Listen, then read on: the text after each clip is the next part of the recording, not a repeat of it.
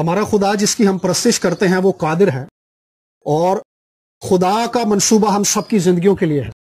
ہماری زندگیوں میں جو کچھ ہوتا ہے، ہماری زندگی کے جو دن آتے ہیں، دکھ آتا ہے، مصیبت آتی ہے، پریشانی آتی ہے، اور خوشی کے دن بھی آتے ہیں، ان سارے دنوں کو خدا ہی ترتیب دیتا ہے، اور خدا ہی ہے جس نے ہماری زندگی کی حدوں کو مقرر کیا ہوا ہے، اور خدا کا اختیار اور خدا کی قدرت ہماری زندگی کے تمام دنوں میں کام کرتی رہتی ہے۔ ہم جب آج بھی یہاں پر جمع ہیں تو ہم خدا کے منصوبے ہی وجہ سے یہاں پر جمع ہیں۔ ہم میں سے کوئی بھی حادثاتی طور پر یہاں پر جمع نہیں ہے، یا ایسے ہی نہیں آ گیا، یہ خدا کا پلان تھا، یہ خدا کا منصوبہ تھا کہ ہم سب یہاں پر جمع ہوں، اور خدا کا منصوبہ ہم میں سے ہر ایک کی زندگی کے لیے ہے۔ سو آئیے ہم خدا کے پاک کلام پر غور کریں گے، اور ہم کچھ دیر کے لیے آج اسی بات پر غور کریں گے کہ خدا کا ایک بڑا منصوبہ ہم میں سے ہر ایک کی زندگی کے لیے ہے۔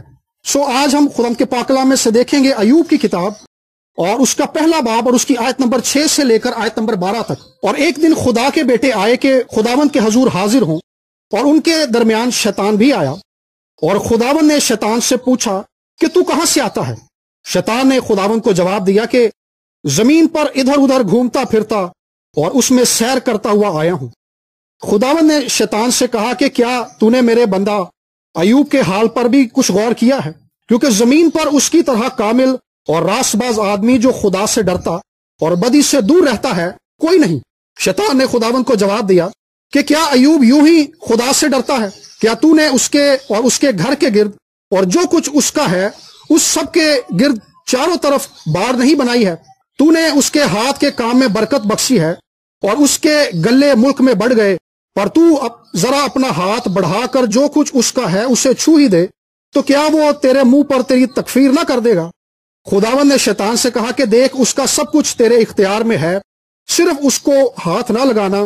تب شیطان خداوند کے سامنے سے چلا گیا۔ آمین۔ ہم سب ایوب کی زندگی سے واقف ہیں، اور جب بھی کسی کو تسلی دینے کی بات کی جاتی ہے تو ایوب کا ذکر ضرور کیا جاتا ہے۔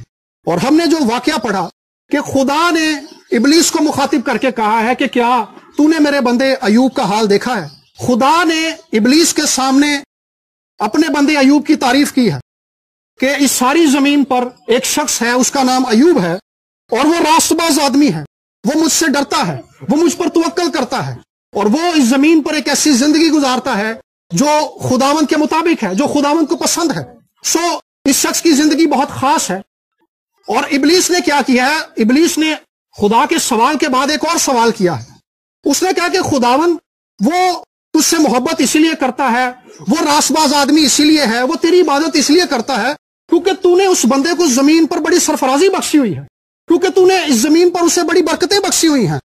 اگر تیری برکتیں اس کے ہاتھ سے چھین لی جائیں تو پھر میں دیکھتا ہوں کہ وہ تیری تعریف اور تیری عبادت کیسے کرتا ہے۔ اصل میں خدا نے جب ابلیس کو مخاطب کیا ہے تو اس کے پیچھے خدا کا ایک بڑا منصوبہ ہے، خدا کا ایک بڑا خاص منصوبہ ہے جس کو ابلیس نہیں جانتا۔ خدا نے اس منصوبے کے تحت ابلیس کو مخاطب کر کے کہا ہے کہ تو نے میرے بندے ایوب کا حال دیکھا ہے۔ میرے عزیزو، ہم جتنے انسان اس زمین پر ہیں، خدا ہم سب سے محبت کرتا ہے۔ ہم جتنے یہاں پر بیٹھے ہوئے ہیں، خدا ہم سب کی فکر کرتا ہے، خدا ہم سب سے پیار کرتا ہے۔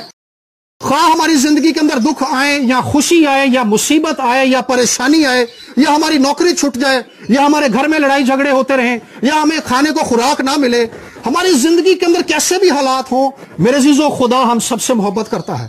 خدا کا منصوبہ اس زمین پر پیدا ہونے والے ہر ایک انسان کے لیے ہے، اور خدا کا یہ منصوبہ اس کے جلال سے بھرا ہوا ہے، اس کی محبت سے بھرا ہوا ہے، اس کی قدرت سے بھرا ہوا ہے۔ اور خدا چاہتا ہے کہ ہم سب انسان، اور آپ سب اور میں بھی اور میرے یہ تمام ساتھی جتنے میری آواز کو سن رہے ہیں، خدا چاہتا ہے کہ ہم اس زمین پر خدا کے اس کامل منصوبے میں چل سکیں۔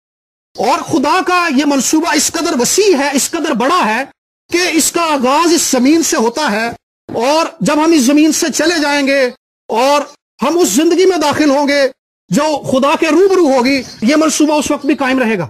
اس کا آغاز زمین سے ہوگا لیکن ابدیت تک یہ خدا کا منصوبہ ہمیں لے جائے گا۔ یہ اس قدر بڑا ہے۔ انسان ہوتے ہوئے ہم بہت سارے منصوبے بناتے ہیں، ہماری گورنمنٹ ہے وہ منصوبے بناتی ہے، وہ پلاننگ کرتی ہے، وہ پلاننگ ناکام بھی ہو جاتی ہے، لیکن خدا کے منصوبے قائم رہتے ہیں، کیونکہ خدا ابدی ہے، خدا قائم رہنے والا ہے۔ جو کچھ خدا کرتا ہے وہ قائم رہنے والا ہوتا ہے۔ ہم فانی ہیں، ہم انسان ہیں، ہماری زندگی کی ایک حد مقرر ہے जो कुछ हम करते हैं उसकी एक हद है, कुछ हद तक उसकी उस काम की तासीर रहती है, किसी शख्स की याद बाकी रहती है, लेकिन एक वक्त आता है सब कुछ खत्म हो जाता है। लेकिन हमारा खुदा जो हमसे मोहब्बत करता है, जो हमसे प्यार करता है, वो लाफानी है, वो अबदी है, वो हमेशा से हमेशा तक जिंदा रहने वाला है। इसीलिए वो मंसूबे जो उसने हम सब के लिए बना रखे हैं वो अबदी हैं, वो कायम रहने वाले हैं। हमारी बुजुर्गा हमें छोड़कर चली गई, क्योंकि हम इंसान हैं, एक वक्त है हम सबकी जिंदगी का, मेरी जिंदगी का एक वक्त है, मैंने अपनी जिंदगी के सफर को मुकम्मल करने के बाद इस जमीन से चले जाना है। लेकिन जरूरत इस बात की है कि खुदा का वो मंसूबा जिसको इबलीस नहीं जानता था, क्या हम उस मंसूबे के अंदर शामिल हैं?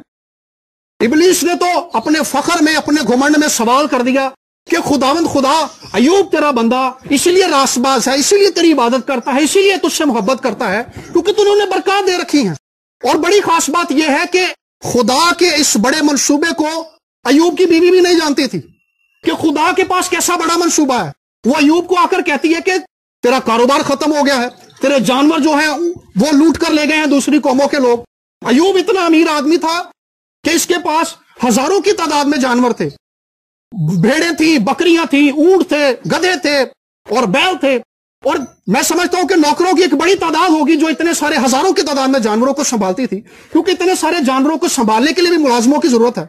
सब कुछ चला गया, मालो दौलत भी चला गया, कारोबार भी खत्म हो गया, अपने बदन पर भी उसके नासूर हो गए। तो उसकी बीवी आकर कहने लगी कि तू खुदा के खिलाफ कुफर बक दे, खुदा के नाम की तकफीर कर दे तो मर जा। वजह क्या है कि वो खुदा के उस बड़े मंसूबे को नहीं जानती। अय्यूब के दोस्त आते हैं, वो हिकमत से भरे हुए शख्स हैं, खुदा को जानते हैं, खुदा से मोहब्बत करने वाले हैं, लेकिन वो भी इस दुख की वजह नहीं जानते। वो अय्यूब को आके तनकीद करते हैं, अय्यूब को कहते हैं कि अय्यूब, हमने एक उम्र का हिस्सा गुजारा है, हम बड़े तजर्बाकार लोग हैं, और वो वाकई तजर्बाकार लोग हैं। अगर हम इस अय्यूब की किताब का मुताला करें, जिस हिकमत के साथ वो बात करते हैं, जिस हिकमत के साथ वो दलीलें देते हैं, एहसास होता है कि यार ये किस कदर तजर्बाकार और जिंदगी को समझने वाले शख्स हैं। लेकिन इसके बावजूद वो खुदा के उस मास्टर प्लान को नहीं जानते थे, वो नहीं समझते थे।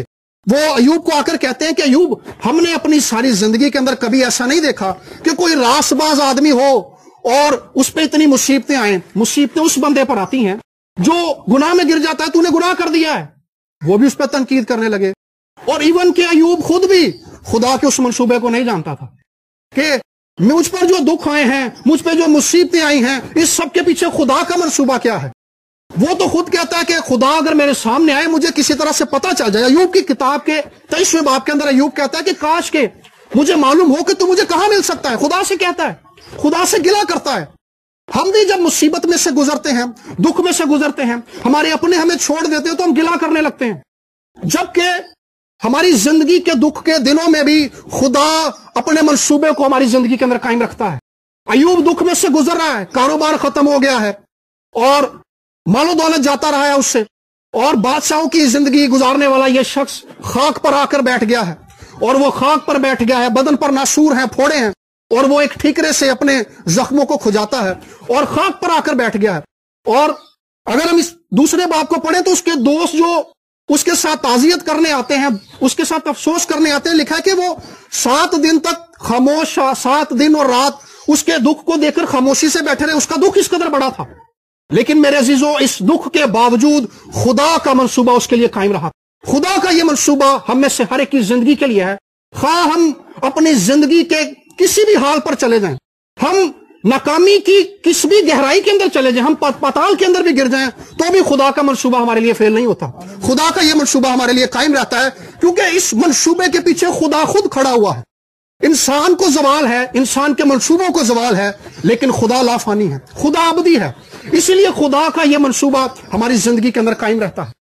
और एक और बड़ी बात जो इसके अंदर होती है, अय्यूब की बीवी आकर, पहले तो इब्लीस ये बात कहता है कि खुदावंद खुदा, अय्यूब तेरी इबादत इसलिए करता है क्योंकि तूने बरकत दे रखी है, तो तू जरा बरकतों को खींच ले, फिर देखते हैं कि वो तेरी इबादत करता है या नहीं करता। और यही बात उसकी बीवी भी आकर कहती है कि तू खुदा के नाम की तकफीर कर और मर जा।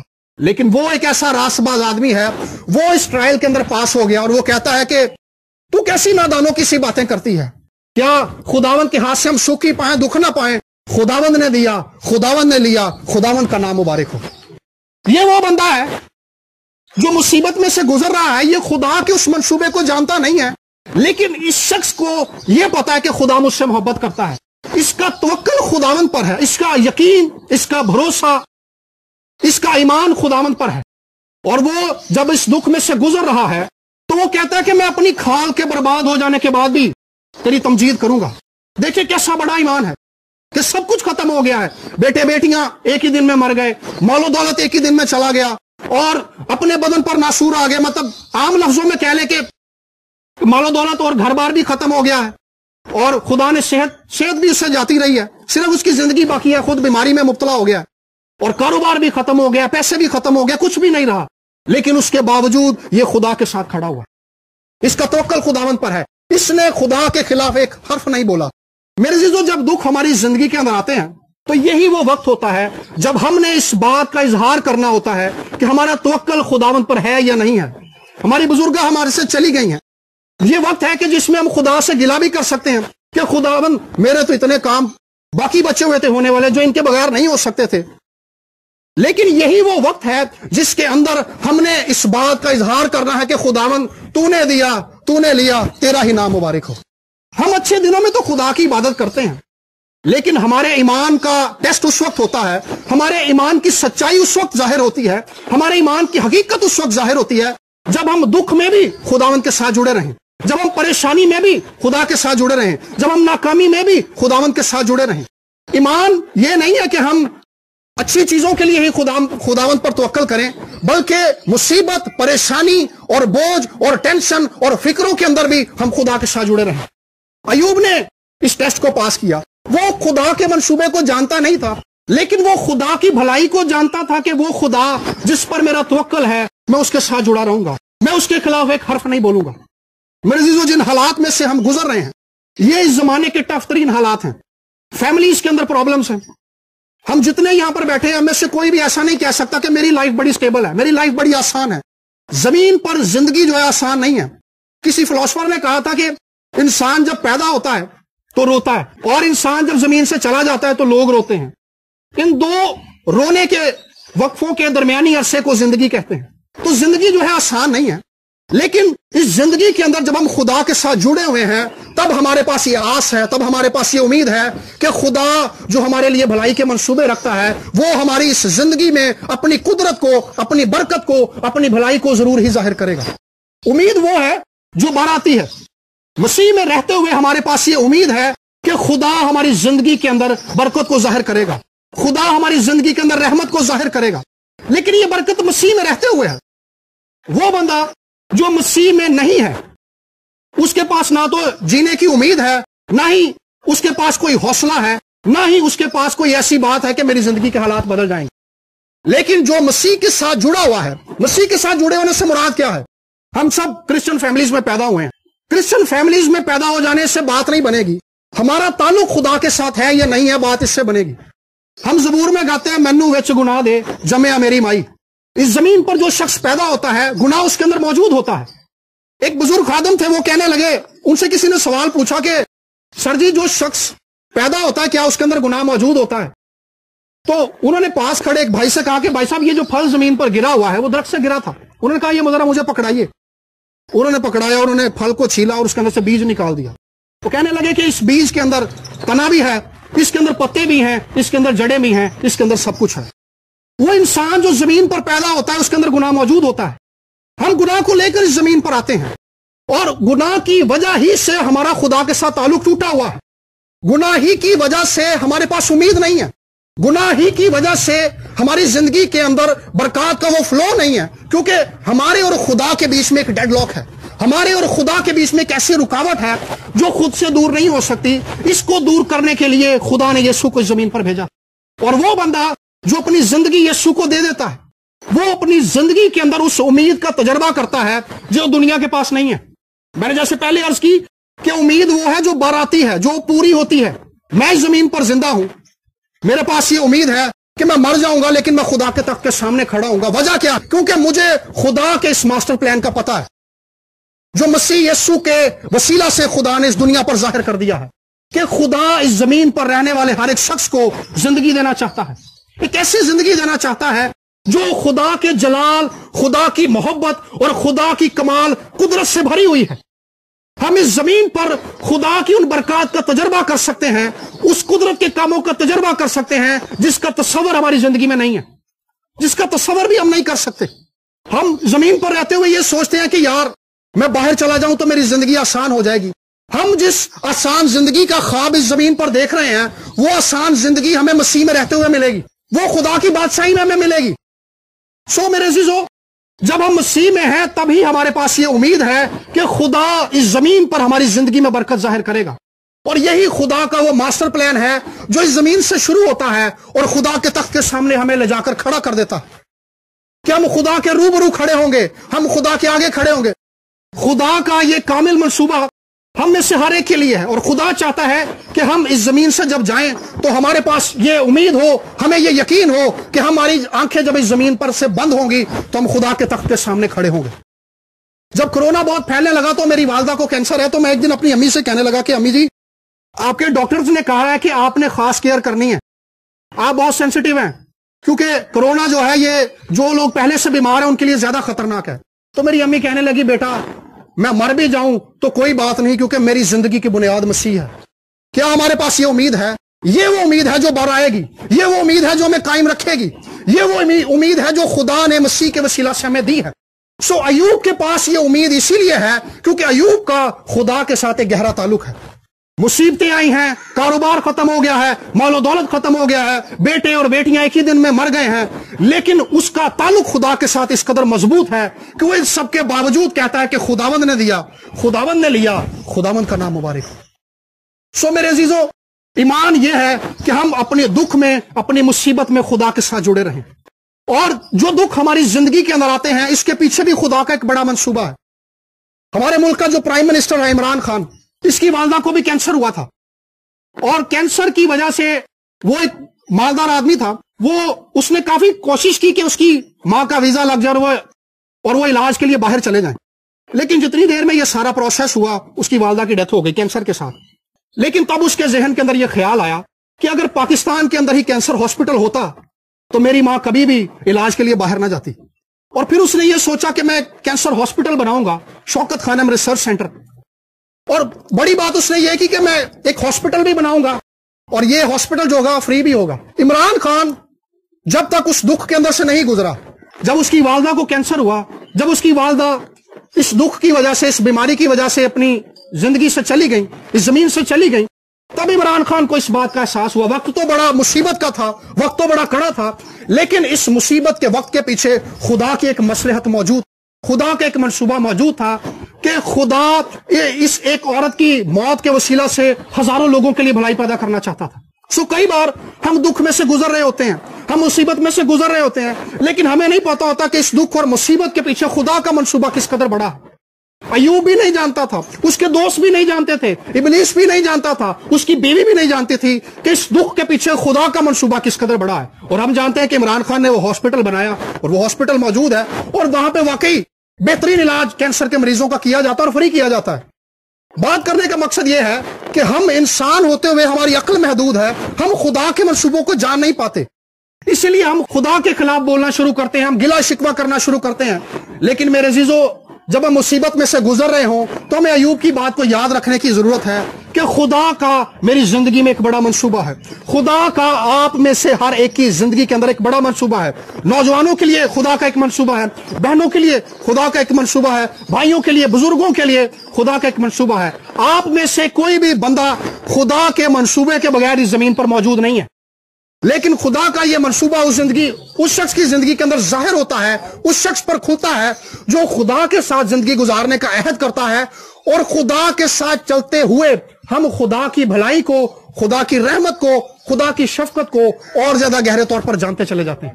سو میرے عزیزو، آج میں آپ کو اس بات کے لیے ابھارنا چاہتا ہوں کہ آئیے، جب ہم دکھوں میں سے گزر رہے ہیں، ہم ایک ایسے ملک میں رہتے ہیں جس میں لائف جو ہے دکھوں سے بھری ہوئی ہے۔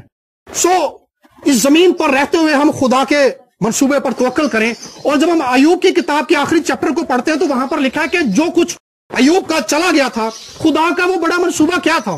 خدا کا منصوبہ یہ تھا کہ خدا ایوب کو ڈبل دینا چاہتا تھا، جتنے جانور اس کے پاس تھے خدا اس سے 2 گنے سے دینا چاہتا تھا. جتنے نوکر اس کے پاس تھے خدا اس کو ڈبل دینا چاہتا تھا. کیونکہ ظاہری بات ہے جب جانور بڑھیں گے ان کو سنبھالنے والے بھی زیادہ ہونے چاہیے.